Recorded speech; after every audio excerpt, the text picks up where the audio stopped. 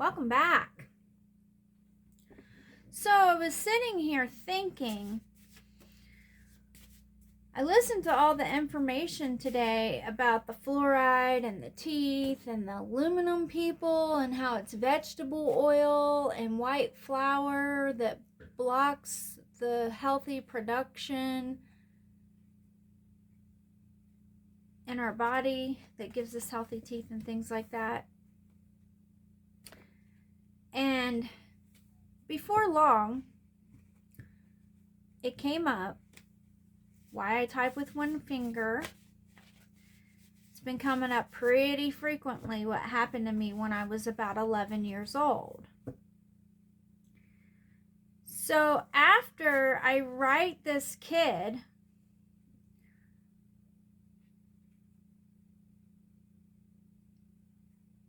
I mean, I don't know if you can be born cursed. I have no idea if someone was cursing me. I think someone was cursing my mother. I have no idea, but this is too much not a coincidence. It's just too much. There's no way it's a coincidence. So I write this kid in 5th grade. We spent all this time together. I'm going through like severe abuse at home, major family problems, poverty issues, you name it. I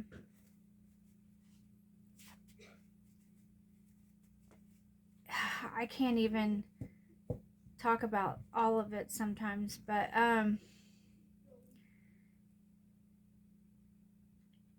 I write in these letters, and I don't to this day remember what I said in the letters, but I just know they were love letters. They weren't like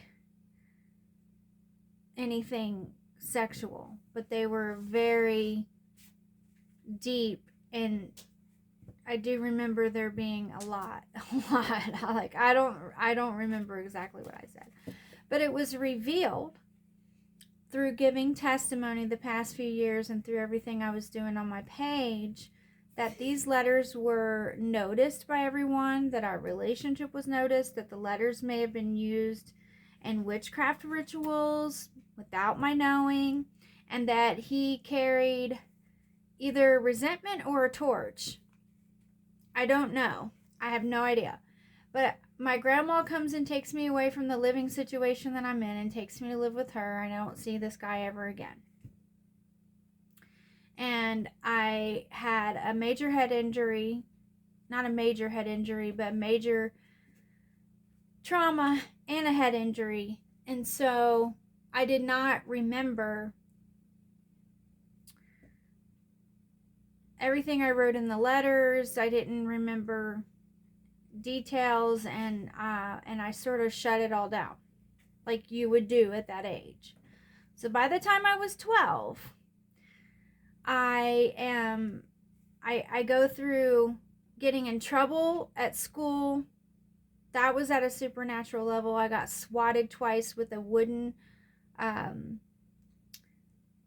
Mrs. Harney, a wooden paddle. I got punished at home a lot. I got burnt from these fingers all the way down to my elbow.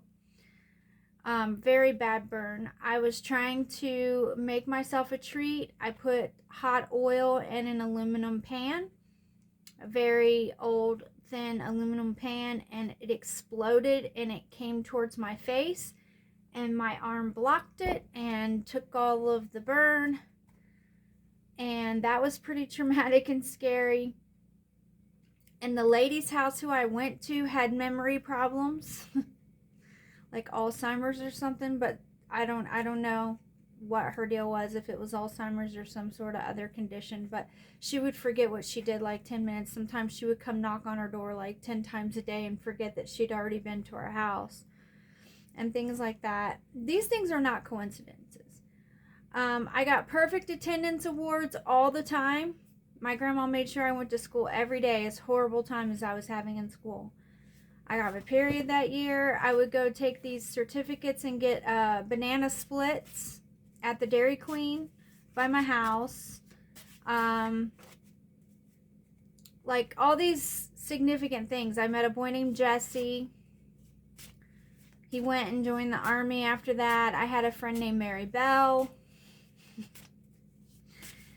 She lived by my house. And then my mom found out I was living with my grandma. She came to visit me. And after school was out, she came and she took me to live with her. And I left that state and went to the state where my mom was.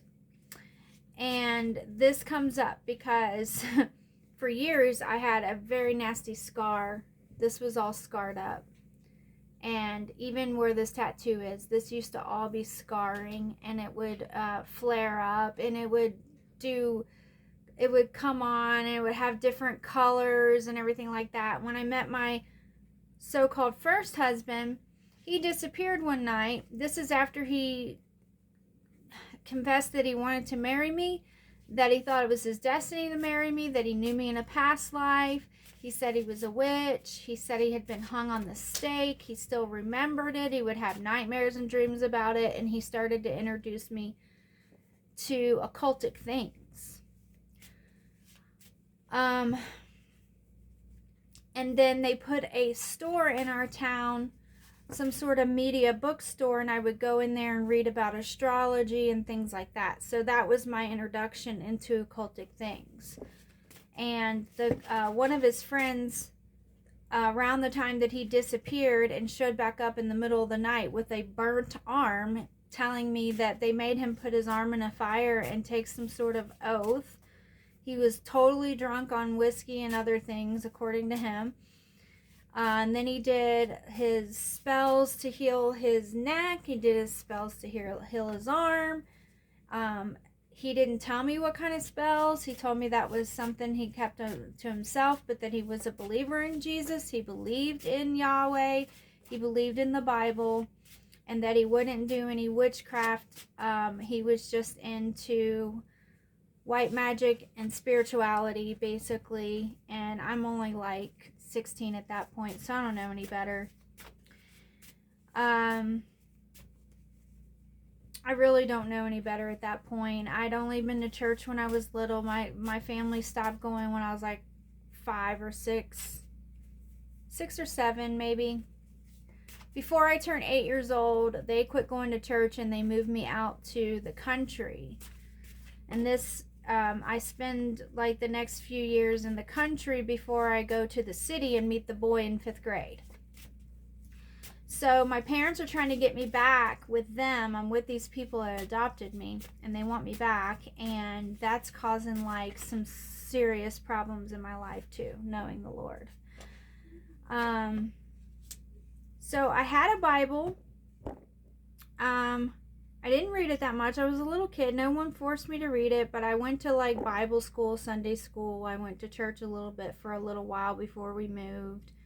But my parents didn't really take it seriously. So I was baptized at like 3 or 4 years old. I did not remember that either. There were a lot of things that I had forgotten. And it's funny because once we got to the end of my healing and my testimonies, the things that I had forgotten were associated with the part of the brain that has to do with creativity, which is the part of the brain also that twin flames, that track that the twin flame,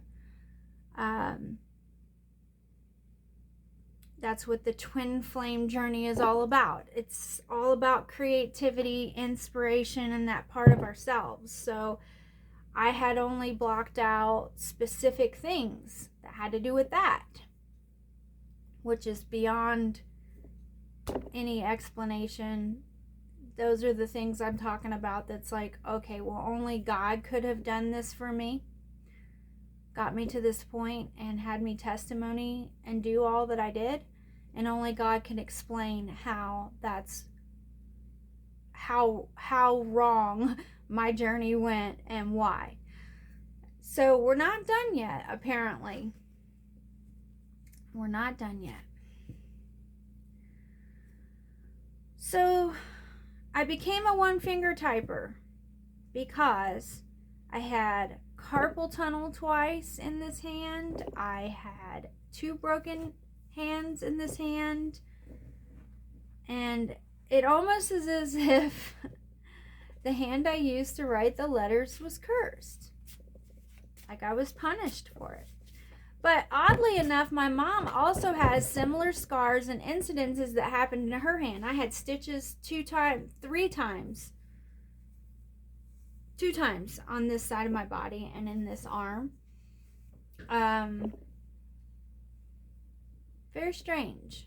Very strange. My mom would always say, you're just like me, and why do things happen to your arm and my arm? And then we went through this little thing where we were learning about the Pharaoh's arm and Nefertiti and all these other crazy things. So, and Pocahontas' name being very similar to Pharaohontas and all kinds of stuff like that. So it all led us to unlocking these timelines and key codes to our planetary conscious and the sacred feminine. So that's come up because a lot of people don't understand what I do. So somebody was saying these things are being broadcasted and everything I talk about, blah, blah, blah, is all broadcasted. I don't know who did that or why so many people think that that's okay and go along with it, but it's very, very, very, very wrong. And I would venture to say God's not going to ignore it. If he did all of this for me, he sure isn't going to ignore things like that. So, knowing Jesus Christ, the governing human source. So, my journey took years to save me. It took years to get me where I am. And yes, my whole life and the details of my life for a long time, almost my whole life probably, have been being broadcasted into music, stories, movies, and I was able to show and prove that to those that have the eyes and the ears to see and to hear and to know that that's what I was doing. It was part of my testimony. So a lot of people say things like, oh, that's all of us. That's all of us. Okay, well, if that's what they're doing to all of us, then pay attention. Because I'm revealing these things. And we're standing up to them about these things. So I never gave anybody permission to do that. I wasn't even old enough to give anyone permission to do that. I wasn't old enough to be falling in love with some kid at school. But it was that situation that seemed to maybe cause a change to happen. And I got out of the situation I was in. I was in a dangerous situation. The abuse was dangerous, and it was dark, and it was scary. And I don't know that the boys or friends and people at school knew about it, but some kids did, and it was like rumors going around and crazy stuff. Crazy, crazy stuff.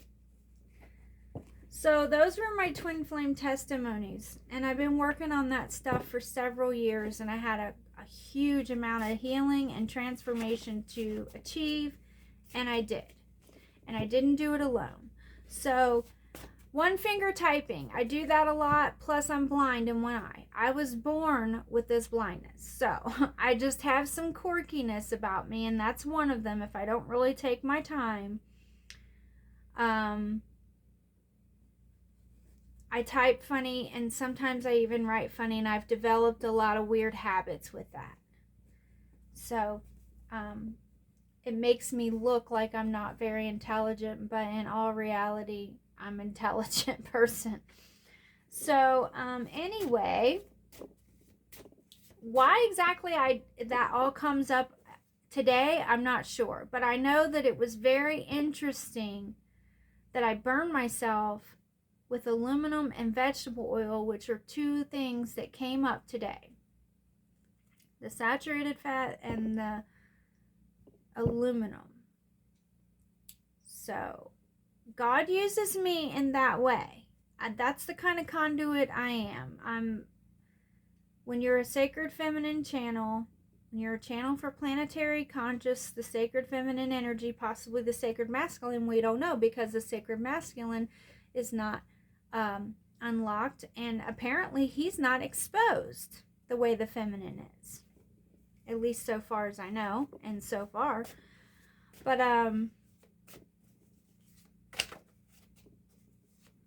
God used me that way. Usually in my journey, these things really do mean something. So for now, let's just say that it's about knowing the Lord, like we're getting here. And it's about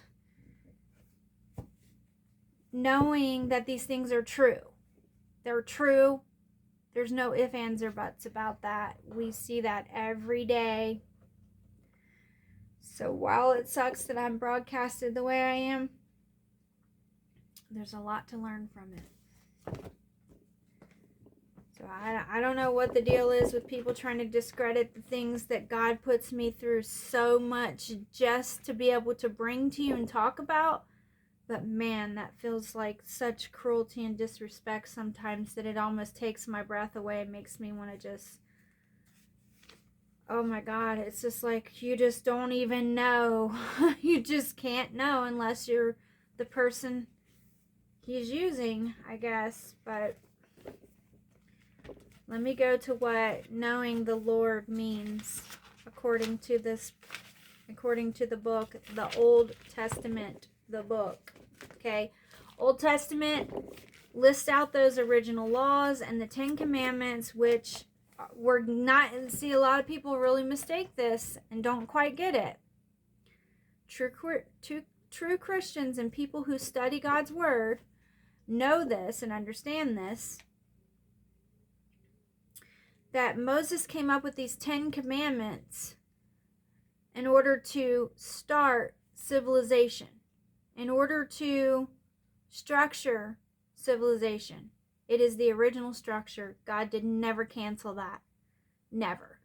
And the new covenant promise is about your personal salvation leading up to the return of Jesus Christ. It is not about canceling the Old Testament or taking things out of the Bible and all this other stuff. It is about Jesus and your personal salvation. That's why it's a new covenant. So it does not cancel out anything old. It simply gives you, it opened up a new path for personal salvation and closeness with God through Jesus Christ and preparation for your soul before the return. That's to sum it up, that's what the New Testament is all about and why it's different from the Old Testament. You have a lot of people that really try to distort that, like they have a vicious assignment from the devil or Satan, I should say. So I just need to say that he just put me through a lot, months of work and channelings and meditations and prayers and being attacked in my neighborhood and being attacked psychically and all kinds of stuff, just so I could talk to you about that and tell you what he was telling me. He really wants people to understand these things.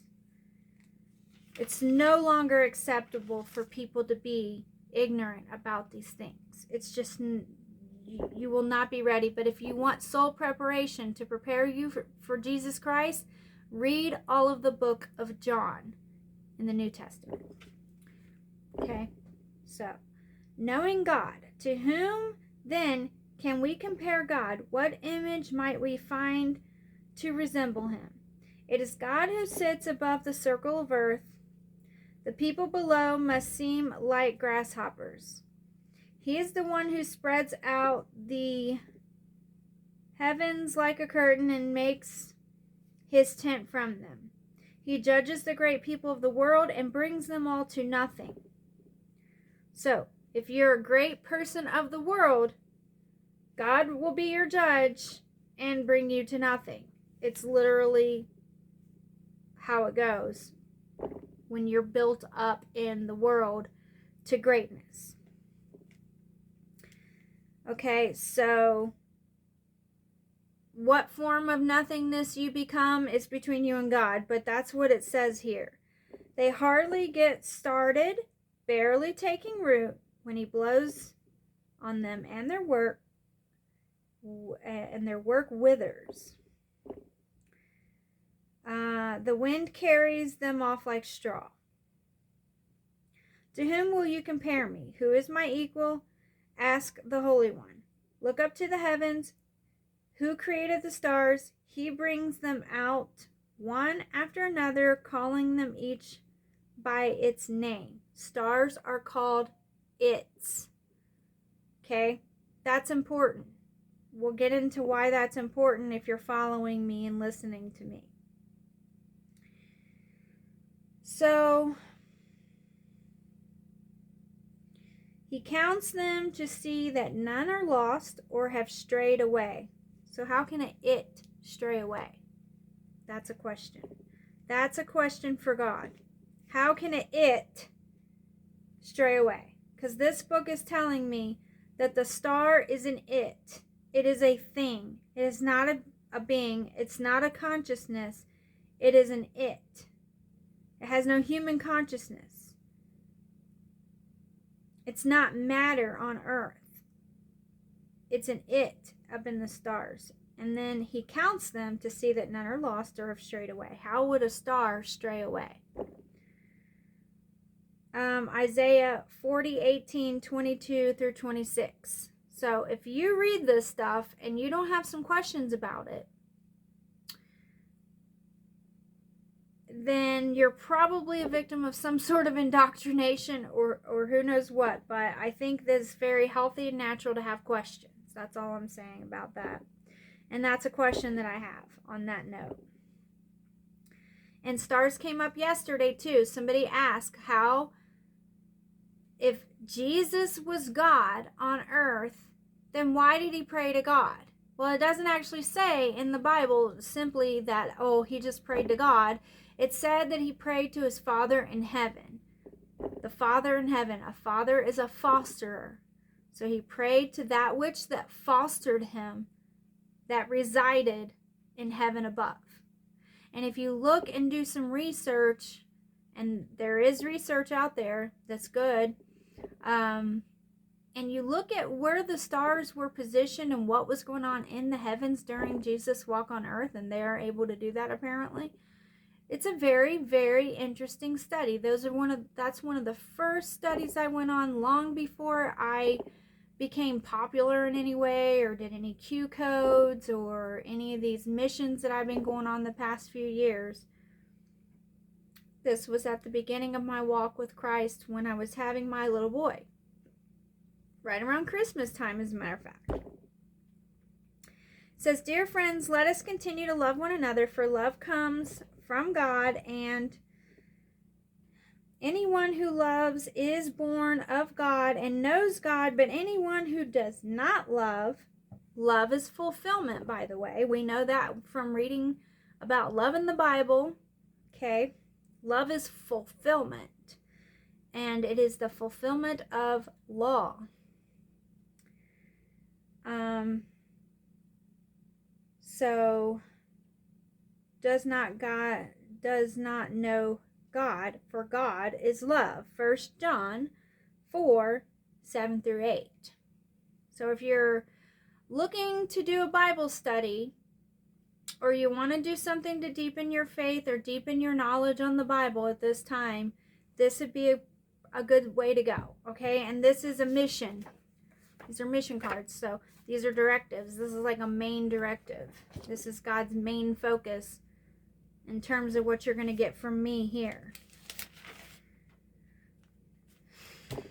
So let me get a little deep card on this, because this is sort of a twin flame report / twin flame testimony. And if my camera runs out, I'll add to it, and there'll be a part 2 in the details if you're interested. Okay, so we have opposition.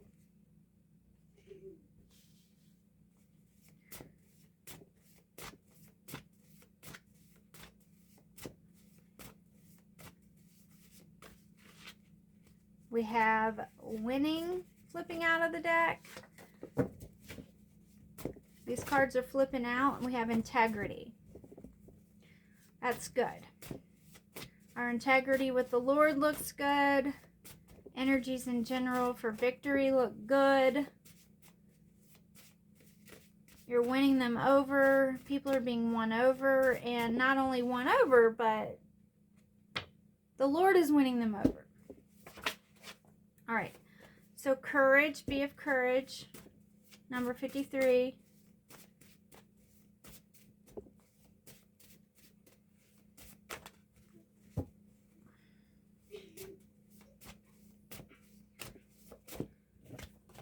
I get one more? Okay, we have wisdom, planning, and discouragement, a rattled yoke. So I think that's just more about what's been happening recently, and it has to do with plans. And it looks like if you just add some courage and wisdom to your plans at this time, and you pray about God's plan and will for your life, you're on the path, okay? And you can stay within that path by continuing to know the Lord and not letting anyone rattle you. Keep his wise precepts about you. So that is a twin flame leadership type of report. Much love and light. Bye-bye.